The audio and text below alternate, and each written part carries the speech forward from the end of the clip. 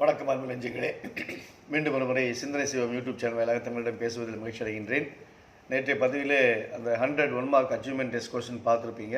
அடிக்கடி பாருங்கள், விடைகள் மனதில் பதிஞ்சிடும். வீடியோவை ஃப்ரெண்ட்ஸுக்கும் ஷேர் பண்ணுங்கள், அவங்களும் பயனடையட்டும். சப்ஸ்கிரைப் பண்ணிங்க, பண்ணலைன்னா சப்ஸ்கிரைப் பண்ணிக்கோங்க, அப்போ தான் நான் போடுற நோட்டிஃபிகேஷன் உங்களுக்கு கரெக்டாக வரும். ஸோ இன்றைய பதிவில் முக்கியமான பேராகிராஃப் கொடுத்துருக்கேன், இதை படிச்சுக்குங்க. அடிக்கடி வீடியோ பார்த்தா லைன்ஸ் எல்லாம் மனசில் பதிஞ்சிடும். The portrait of a lady, title author Khushwant Singh, theme appreciate genuine relationship. உண்மையான ரிலேஷன்ஷிப் இருக்கிறவங்கள நம்ம அப்ரிஷியேட் பண்ணணும். பாயிண்ட்ஸாக கொடுத்துருக்கேன்.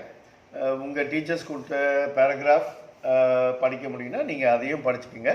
இதை ஒரு ரெஃபரன்ஸ்க்காக வச்சுக்கோங்க. இது ஈஸியாக இருந்தால், ஈஸியாக இருக்கக்கூடிய பிள்ளைகள் இதை படித்து நீங்கள் எக்ஸாமில் எழுதலாம். The author loved his grandma. He stayed with her when he was small. சின்ன பையனாக இருக்கும்போதே he stayed with her. Grandma took care of his education. அந்த பாட்டி வந்து அவங்க எஜுகேஷனை கேர் பண்ணிக்கினாங்க. They moved to the city. Parents move போயிட்டாங்க. Grandma became silent. Their relationship ended.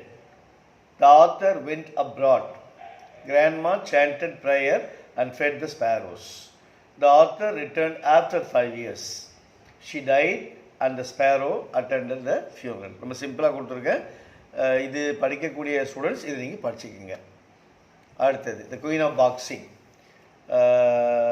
Title author Mary Kom, theme face challenges to strengthen your determination.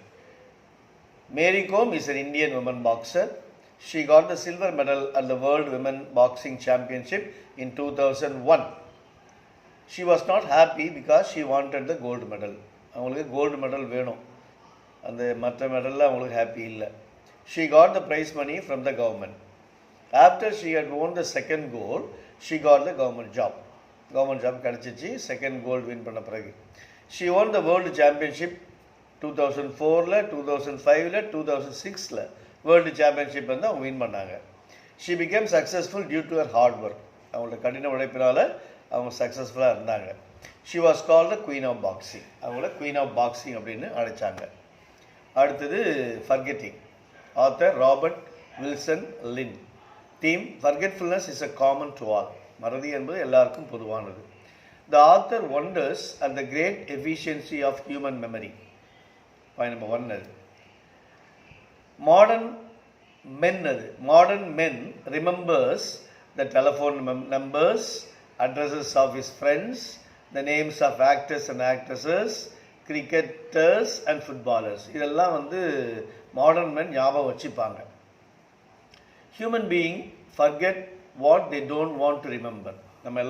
நம்ம எதை வந்து வேண்டான்னு நினைக்கிறோமோ அதை நம்ம மறந்துடுவோம். The author often forgets to post letters, books, umbrellas and walking sticks. Author இதெல்லாம் மறந்துடுவார். அது post, POST, post letters, books, umbrella and walking stick. Absent mindedness is common among the poets.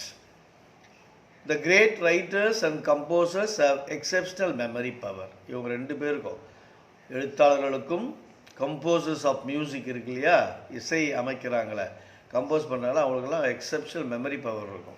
ஸ்டேட்ஸ்மென்ஸ் have bad memory power.